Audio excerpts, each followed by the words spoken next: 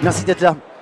Quand vous regardez le titre, vous voyez quelles compétences et quel vivier pour les métiers de demain. Dans ce titre, il y a déjà les métiers de demain, on va en parler. Il y a des métiers qui vont disparaître, d'autres qui vont apparaître. Dans ce titre, il y a aussi les compétences de demain, on va en parler. Comment se former aux métiers de demain? Grande interrogation. On a des réponses, hein, vous créez. Et on a quel vivier? Et j'aimerais qu'on parle aussi de l'égalité ou de la parité.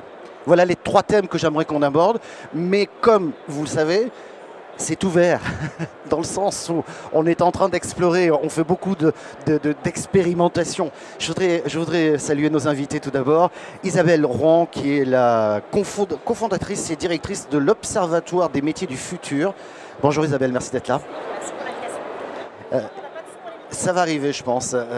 Nous avons Hélène Vérissère du Cercle des économistes. Merci d'être là aussi. Bonjour, merci. Bonjour.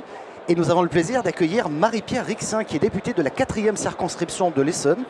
Je sais que toutes ces questions-là vous ont passionné, notamment pour la question de l'égalité, puisqu'il y a une loi qui porte votre nom. Et j'espère qu'on aura l'occasion d'en parler, parce que le futur passe aussi par là. On va être clair une bonne fois pour toutes. Je voudrais qu'on rentre directement dans le vif du sujet, parce qu'on a une petite vingtaine de minutes, mais je voudrais aller directement à l'essentiel. Est-ce que vous avez une idée, globalement, des métiers du futur ?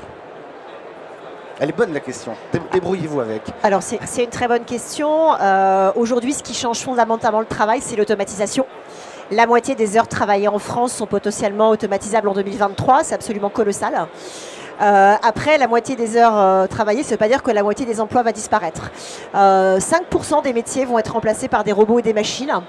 Moi, je trouve que c'est une très bonne chose parce qu'une tâche qu'on automatise, c'est toujours une tâche qui est répétitive, c'est souvent une tâche pénible. Ma position, c'est de dire qu'il faut protéger les gens plutôt que les emplois. C'est pas très grave si on n'a plus de liftiers ou si on n'a plus trop de maréchaux ferrants, c'est pas là le sujet. Et 60% des métiers vont être partiellement automatisés. Et c'est là que tout joue parce que le sujet, c'est un sujet de formation. Donc un métier du futur, c'est un métier qui est non automatisable, c'est un métier qui donne du sens, c'est un métier du lien. Et il y a une étude du World Economic Forum qui est parue le mois dernier sur l'impact de l'IA générative et notamment de ChatGPT sur les secteurs qui vont être en croissance et ceux qui vont être en décroissance. Alors secteur en croissance, c'est les métiers de l'éducation, c'est tous les métiers du soin, du care et des relations à la personne. Plus on met du digital et plus on a besoin de remettre de l'humain. Tous les métiers liés à la décarbonation, donc les mobilités douces, l'agriculture. Et les sujets qui vont être en décroissance, c'est plus le transport carboné, ça va être des métiers industriels qui sont très automatisables ou encore des métiers liés à la distribution et au commerce. Voilà.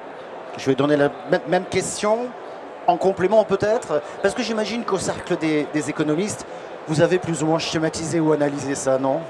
Alors, même au-delà de schématiser, en fait, le Cercle des économistes, qui est donc un groupe d'économistes qui existe depuis plus de 20 ans et qui organise tous les ans les rencontres économiques d'Aix-en-Provence au mois de juillet, en fait, il y a eu une réflexion en se disant les métiers de demain, le travail de demain, c'est pour les nouvelles générations. Donc les nouvelles générations, ce sont tous ces jeunes entre 18 et 30 ans, sur lesquels, en fait, il y a eu une vraie réflexion qui s'est entamée il y a maintenant 2 ans pour vraiment réfléchir à leurs attentes, leurs besoins et essayer de dresser le portrait de ces nouvelles générations et du coup de pouvoir anticiper potentiellement leurs attentes en termes de métiers du futur.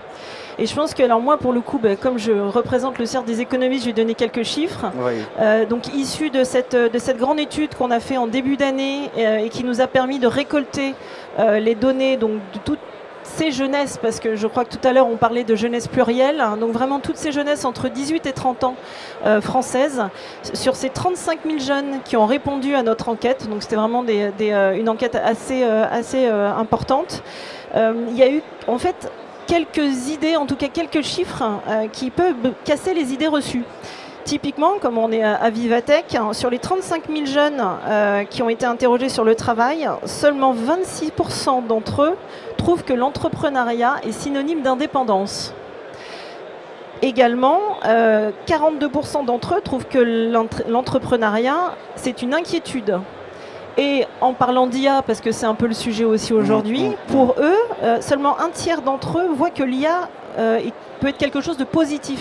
Donc ça casse un peu les idées reçues sur ces nouvelles générations, qui au final, c'est quand même des jeunes qui ont des jeunesses assez pragmatiques, avec on va dire, la priorité qui est quand même donnée avant tout sur les moyens de se financer. 58% de ces 35 000 voient le travail avant tout comme un moyen de se financer. Et uniquement 28% d'entre eux sont là, enfin, trouvent que le travail est là pour permettre de s'épanouir. 82% d'entre eux plébiscitent la formation aux nouveaux enjeux sur la diversité. Ça, c'est un des éléments qui est le plébiscité le plus important, aux côtés du climat. Et alors, il y a une chose assez importante et qui nous fera peut-être parler de la formation, des sujets de formation derrière, c'est que 75% trouvent que la transition entre la vie d'étudiant et la vie de salarié est trop brusque. Donc, tout est à faire. C'est intéressant, je ferai juste une petite parenthèse avec vos jeunes qui s'arrêtent à 30 ans. J'ai un peu passé l'âge. Et je peux vous dire que ChatGPT, dans mon métier, a déjà un impact. Alors, dans les métiers, dans nos médias, lorsqu'on utilise ChatGPT, on s'est fixé des règles, tout le monde ne le fait pas, on dit que ça vient de là, mais c'est sous contrôle d'eux. Mais rien que ça, déjà, je n'imaginais pas que ça m'arriverait. Donc ça veut dire que mon métier va changer profondément. Peut-être que demain, vous aurez un robot qui vous posera des questions et ça sera moins sympa. On va parler de formation, parce que c'est très intéressant ce que vous venez de nous dire. Marie-Pierre Vexin, peut-être un commentaire sur ce qu'on vient, et puis parler aussi des métiers du futur. D'abord, merci pour votre invitation. Alors, je n'ai pas le regard d'experte comme le sont mes deux interlocutrices à côté de moi. Moi, ce que j'aurais tendance à vous dire, c'est deux choses. D'abord, les métiers du futur, de mon point de vue, sont des métiers qui se régénèrent. Ce ne sont pas nécessairement des métiers, évidemment qu'il va y avoir des métiers qui vont exister dans le futur, comme d'ailleurs aujourd'hui existent des métiers qui n'existaient pas il y a 100, 150 ans, voire même 40 ans. Donc, et à l'évidence, il y aura de nouveaux métiers. Il y aurait également des métiers, donc encore une fois, existants, vous l'indiquiez vous-même par exemple par rapport aux médias, et qui vont se régénérer, y compris des métiers auxquels on ne pense pas nécessairement. Je pense par exemple aux métiers de l'agriculture, qui sont des métiers qui vont nécessairement devoir se renouveler. Pourquoi? Parce qu'aujourd'hui, il y a moins de transmission familiale, par exemple, dans la reprise d'activité agricole. Donc, de fait, de nouveaux entrants, comme on dit, en matière d'agriculture, et donc des personnes qui vont aussi probablement peut-être adopter des codes et des manières de faire nos produits agricoles, notre agriculture différents. Donc ça, je pense qu'on va avoir un vrai sujet sur cette régénération. Et le deuxième point qui me tient, je crois, à cœur, c'est de se dire également que les métiers du futur, en tout cas je le souhaite, et je crois que c'est l'intérêt de tous et de toutes, c'est de se dire que ce seront des métiers qui seront probablement, je l'espère, moins stéréotypés et moins assimilés à un genre ou à un autre. Nous aurons besoin, à la fois dans les métiers du care, d'avoir des femmes et des hommes qui intègrent ces métiers-là. Et nous aurons besoin, et nous sommes ici à Vivatech, nous savons à quel point nous avons cruellement besoin que les jeunes femmes et les femmes intègrent les métiers de la tech. Et donc pour cela, il va falloir aussi lever des freins qui sont souvent tout simplement des biais et des tabous autour de l'exercice de ces métiers. On va en parler. Isabelle? Oh, décidément, personne nous aime en termes de micro aujourd'hui. Alors là, ça marche, hein. Désolé, on est maudit sur les micros. C'est du miel à mes oreilles et effectivement, il y a un vrai sujet sur la parité d'une manière plus générale, sur la diversité. La diversité est un sujet et un enjeu de performance. Il y a 5 types de diversité: le genre, les générations, le handicap, l'origine sociale et culturelle et l'orientation sexuelle. McKinsey a fait une étude sur plus de 1000 entreprises dans 15 pays en regardant ces types de diversité et l'impact de la diversité dans la gouvernance des entreprises sur la performance. Eh bien, quand on a une gouvernance qui est à parité de genre, on a une surperformance des entreprises de 15%. Quand on a une diversité d'origine sociale et culturelle, on a une surperformance de 36%. Et inversement, le dernier quartile, les entreprises les moins diverses, on a une sous-performance de 27%. Et c'est assez logique parce que, comme vous le disiez, c'est un sujet de biais. Quand autour de la table, on prend une décision et qu'on se ressemble, quel que soit le degré de ressemblance ou la raison pour laquelle on se ressemble, eh bien, on a tendance à se confirmer entre soi et du coup, on a tendance à moins voir les écueils. Sur ce sujet de parité dans la tech, c'est un vrai défi, ça ne bouge pas. C'est un chiffre du Syntec. Les femmes dans la tech, c'est 30%. Ça fait 10 ans que c'est pareil. Et 30%, c'est une moyenne moyennée. C'est-à-dire que des data scientists, c'est 25% de femmes. Des développeuses, c'est 19% de femmes. Des entrepreneurs dans la tech comme moi, c'est 11% de femmes. Dans la cyber, c'est 9% et ça baisse. Donc on a un énorme enjeu. Pourquoi? Parce que la tech, c'est le secteur qui recrute le plus en France aujourd'hui. Il y a 80 000 postes non pourvus chaque année du fait d'un déficit de compétences. Et si on n'intègre pas les femmes, d'une part, on prend du retard et d'autre part, on se tue en termes de... On se fait pas du bien en termes de compétitivité. Et je mets sur la table un autre chiffre, parce qu'en fait, les métiers tech sont souvent des métiers un peu scientifiques. Et là, il y a un sujet, madame, je vous interpelle là-dessus, et je vous ai remercié pour la loi X1, mais il y a un truc qu'il faut porter, c'est les maths et l'aspect maths en terminale. Cette année, en 2023, l'aspect maths en terminale, c'est 50% des enfants, de nos enfants qui l'ont passé. Pardon, 39% de nos enfants. 50% des garçons, 28% des filles. 72% des filles abandonnent les maths en terminale. Donc derrière, il y a des sujets sur les viviers de femmes ingénieurs, ça plafonne à 28%. Donc il y a un vrai enjeu là-dessus. Et c'est de l'incitation et ça se fait dès le plus jeune âge. Vous avez une réaction? Alors oui, la réforme des maths, c'était une erreur. Nous l'avons dit. D'ailleurs, le ministère de l'Éducation nationale est revenu sur la réforme et l'objet de la réforme. Et d'ailleurs, nous-mêmes, à la délégation aux droits des femmes, nous ne plaidions pas dans le sens de la réforme telle qu'elle a été pratiquée. Néanmoins, là où vous avez raison, c'est que probablement il y a un sujet d'orientation, mais ça n'est pas suffisant. J'ai envie de dire, évidemment, c'est une problématique nécessaire à adresser, mais pas suffisante. Il y a également la question des financements. Aujourd'hui, moi, je veux bien qu'on dise que les filles ne s'orientent pas suffisamment vers les maths et que c'est la raison pour laquelle nous n'avons pas suffisamment aujourd'hui de femmes ingénieures ou dans la tech, mais ça n'est pas suffisant. Les femmes dans la tech, il y en a des formidables, il y a des idées puissantes. Vous avez aujourd'hui des stands où vous avez des femmes qui portent des startups et qui sont vraiment des formidables entrepreneurs. Mais la réalité, c'est qu'aujourd'hui, les femmes ne trouvent pas d'argent pour financer leurs startups. Donc finançons. Parce qu'on ne veut pas les financer. 2% seulement d'entreprises.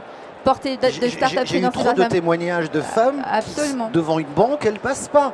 Un investisseur ne leur fait pas confiance. Mais les fonds également. Les fonds non plus. Et donc, finançons les femmes. Vous savez, je dis souvent que les femmes, elles ont besoin de 3 choses. Elles ont besoin d'argent, elles ont besoin de pouvoir et elles ont besoin de visibilité. Et donc, avant d'avoir cette visibilité, il faut qu'elles aient de l'argent. Et une fois qu'elles auront de l'argent, elles monteront des start-up. Et ici, vous aurez peut-être un jour 30 ou 40% de start-up dirigées par des femmes. Et donc, croyez-moi que les jeunes femmes ou les jeunes filles qui viendront ici sur Vivatech se poseront même pas la question de savoir si elles doivent ou pas faire des maths. Évidemment qu'elles se dirigeront vers les métiers scientifiques. Et là, on répond à la question, quel vivier? Voilà, on manque de talent, on va être clair. Je voudrais qu'on revienne une seconde. Vous avez constaté que lorsqu'on parle des métiers du futur, on ne parle pas de métiers de science-fiction. Même si ici, il y a quelqu'un qui a un système pour décoller tout seul, je sais pas, c'est Frank Zapata. Enfin, mais bon, non. Et ce qui m'intéresse, c'est que vous avez remis l'humain dans cette démarche. Et ça, c'est positif, moi, je trouve. Mais il n'empêche qu'on va travailler différemment. Donc, j'aimerais quand même qu'on parle de compétences et de formation. Moi, je veux bien, admettons, je suis un chef d'entreprise, mon entreprise évolue, mais je ne sais pas très bien le métier qu'il va y avoir demain. Je fais quoi ? Alors vous allez me dire, je vais voir un organisme de formation, mais est-ce qu'il le sait? Je suis très embêté avec ça. Alors la décentralisation et la réforme de la formation au plus près des bassins d'emploi a amené beaucoup de choses de très positives. Pourquoi est-ce qu'on a un sujet sur la formation? Parce qu'on a aujourd'hui affaire à une obsolescence accélérée des compétences techniques. Une compétence technique avait une durée de vie de 20 ans dans les années 70. Aujourd'hui, elle a une durée de vie entre 12 et 18 mois et en 2025, ce sera une durée de vie d'1 an. Ce n'est pas moi qui le dis, c'est le CDE. Et ça veut dire quoi? Ça veut dire que sur les compétences techniques, les savoir-faire, il faut se former en permanence. Donc le fait de pouvoir avoir des actions de formation grâce au CPF, grâce à la formation tout au long de la vie, au plus près de chaque bassin d'emploi, c'est hyper important. Et le deuxième truc qui est clé, c'est qu'il y a un autre type de compétences, les compétences de savoir-être, les fameuses soft skills. Et ces compétences-là, elles se bonifient avec le temps. Donc il y a vraiment une prime en fait à l'expérience là-dessus. Je parle du leadership, de la capacité à travailler en équipe, de l'agilité, de la curiosité, la capacité d'apprendre à apprendre qui est absolument stratégique. Et en fait, c'est sur ces compétences-là qu'il faut miser, sur lesquelles il faut se former. Ça voudrait dire qu'on serait presque en formation continue, mais il faut changer notre logiciel. C'est-à-dire on ne part pas quelques jours par an pour apprendre un truc. Vous avez raison, la technologie va tellement vite qu'au bout de 18 mois, c'est fini. Hélène, vous voulez rebondir là-dessus? Moi, je voulais Non, c'est bon. Je voulais rebondir là-dessus, toujours en étant un peu la voix de ces jeunes, ces 35 000 jeunes qu'on a interrogés et qu'on a fait phosphorer sur les sujets du travail. Et je reprends aussi dans la petite séquence juste avant avec votre président, monsieur Alain Roumillac, hein, qui parlait du rôle des entreprises. Oui. Et il est clair qu'il faut créer plus de ponts. En tout cas, c'est une demande réelle de la part de ces jeunes d'arriver en tout cas à réduire cette cassure entre le moment des études et l'arrivée dans le monde du travail. Et suite à cette enquête, on a réalisé différents ateliers pour justement leur demander de faire des propositions concrètes hein, sur des actions, sur même des politiques, en tout cas voilà, des mesures qui seraient applicables. Et clairement, enfin là j'en ai quelques-unes, donc je pourrais vous en donner 2-3, mais il y avait vraiment cette idée de double mentoring, d'arriver à créer du lien entre des patrons d'entreprise et des jeunes, d'avoir potentiellement un parrain ou une marraine. Alors je sais que certaines solutions ou certaines demandes existent déjà, mais en tout cas de généraliser ces possibilités-là, de réinventer l'accueil des jeunes en entreprise, d'organiser plus de journées portes ouvertes en entreprise, un stage pluridisciplinaire et pas uniquement voilà, le stage d'observation, ça va se faire chez le dentiste et c'est tout, d'arriver vraiment à leur ouvrir l'esprit et d'avoir une meilleure connaissance du monde du travail de demain. Et puis aussi, ça c'était intéressant, d'intégrer dans les lycées des référents entrepreneuriat. On connaît le conseiller d'orientation, mais est-ce qu'il ne pourrait pas aussi avoir, ou un CPE, mais est-ce qu'on ne pourrait pas avoir un référent entreprise dans ce secondaire qui serait vraiment là pour accompagner ces jeunes qui pour la plupart en fait choisissent un métier sans vraiment le connaître? Comme c'est souvent le cas. Marie-Pierre Alexandre, j'ai 2 questions en une. Est-ce qu'il faut passer par la loi sur la formation pour changer un petit peu le code? Je vais plus loin. Est-ce que ces nouveaux métiers vont alourdir le code du travail?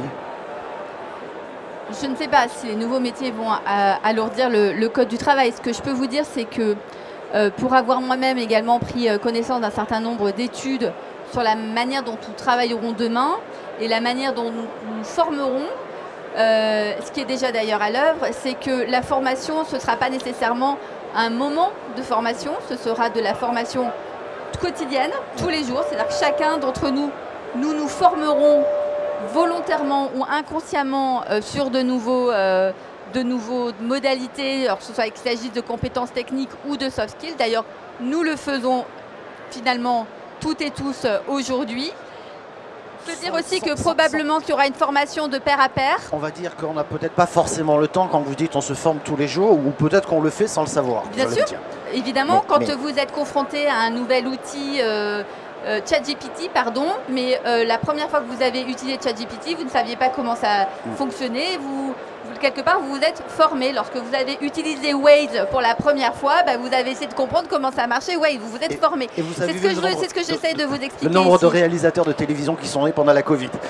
Et évidemment, et les soft skills, c'est évidemment la même chose. Moi, je ne crois pas que on se forme. Aujourd'hui, je vais me former à l'empathie. Non, ça ne se passe pas tout à fait comme ça.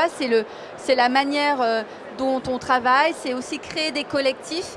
Et ce, en revanche, ce qui, je crois, est fondamental à la fois dans les enjeux de parité, de mixité, mais également d'accompagnement des métiers de demain, c'est qu'il faut qu'aujourd'hui, les employeurs acceptent la singularité des individus, que nous soyons absolument différents les uns des autres. Et c'est en raison, justement, de notre singularité que nous allons apporter quelque chose à l'entreprise et que nous allons venir enrichir un collectif de par nos propres compétences techniques, nos soft skills, et cette capacité d'adaptation, de fait, à être confronté à la singularité, va permettre ensuite de pouvoir s'adapter à des évolutions technologiques et à un monde évidemment qui va probablement, dont l'évolution va évidemment s'accélérer de jour en jour. Sans oublier la diversité qu'on a évoquée tout à l'heure. Il nous reste 2 minutes. On va faire un rapide tour de table. Qu'est-ce que vous avez envie de dire finalement pour se préparer à ce qui pourrait être une révolution, dont vous avez utilisé le terme d'évolution des métiers? Qu'est-ce qu'on pourrait dire peut-être pour les gens qui cherchent des jobs, pour les gens qui dirigent des boîtes? Il faut s'attendre à quoi? Moi, j'ai envie de dire cultivez votre réseau.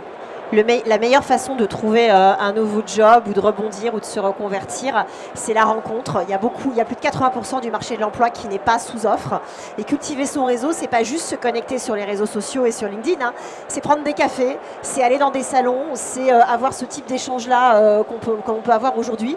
C'est-à-dire à chaque moment, chaque occasion, récupérer de nouveaux contacts et surtout redonner à votre réseau. Un réseau, ça se bâtit tout au long de la vie et ça se bâtit pas forcément quand on en a besoin. Ça se bâtit avant. Donc je peux vous donner une phrase que moi je trouve magique. Quand vous prenez un café avec quelqu'un, quand vous concluez la rencontre, demandez-lui comment je peux t'aider. Et bien en général, d'une part cette personne va vous donner les clés, d'autre part comme elle est bien élevée, elle va vous retourner la question. Et vous allez voir, cette phrase-là, elle est d'une puissance de dingue. Je ne suis pas bouddhiste, hein, c'est pas le sujet. Mais en fait, quand vous mettez du positif dans la relation, le positif vous reviendra toujours d'une autre façon. Donc cultivez vos contacts, cultivez vos réseaux de manière désintéressée. C'est comme ça qu'on trouve un job. Même les métiers de demain, ça sera très humain, hein, visiblement, c'est bien. Moi, je vais aller dans ton sens aussi. C'est-à-dire, je pense que s'il y a une chose à avoir en tête, c'est d'être curieux. C'est vraiment d'aller vers l'autre, en effet, de s'informer, de regarder. Et puis bon, je vais faire un petit peu d'autopromo aussi. Si vous voulez savoir tout ce qui se dit autour de l'économie et du travail, il y a les rencontres économiques d'Aix-en-Provence, les 7, 8, 9 juillet. C'est un événement qui est ouvert et gratuit à tous et qui vraiment vous permet des moments d'inspiration, de rencontres, de discussions assez inédites. Donc vous êtes les bienvenus. Voilà qui est dit. Marie-Pierre Aixin, en conclusion. Moi, je dirais tout simplement qu'il faut accepter qu'il y a des moments dans la vie où on a besoin aussi d'être accompagné. Il y a des moments dans la vie où on a besoin de relâcher, qu'on ne peut pas nécessairement tout faire en même temps. Et à un moment où on voit à quel point, notamment parce qu'on a des enjeux démographiques colossaux qui se présentent à nous, notamment dans la conciliation des temps de vie personnels et familiaux, et je pense notamment au grand âge, on a besoin également de se dire qu'il y a des moments où on est parfaitement concentré et connecté à sa vie professionnelle et aux enjeux techniques, quels qu'ils soient. Et puis il y a des moments où on a aussi besoin, parce que la vie est longue, de pouvoir concilier les différents temps de vie. Et je crois que les bénéfices pour les entreprises seront précisément ici. Et la différence entre les entreprises, notamment sur les marques employeurs, ce sera lorsque les entreprises accepteront véritablement, encore une fois, cette singularité et le fait que chacun, au-delà d'être un collaborateur, est aussi un père, une mère, un parent, un frère. On a aussi des personnes en situation de handicap, etc. dans nos entourages. Et donc, il faut aussi accepter l'individu dans son entièreté lorsqu'on recrute quelqu'un. Ce qui veut dire quand même quelque part que c'est nous qui allons le fabriquer, ce métier de demain. Par nos particularités, par nos goûts aussi, par notre curiosité, et puis par les interrogations qu'on peut se poser sur ce qu'on a envie de faire, tout simplement. J'étais très heureux de passer ce moment avec vous. Merci beaucoup. On peut les applaudir. Merci beaucoup. Merci.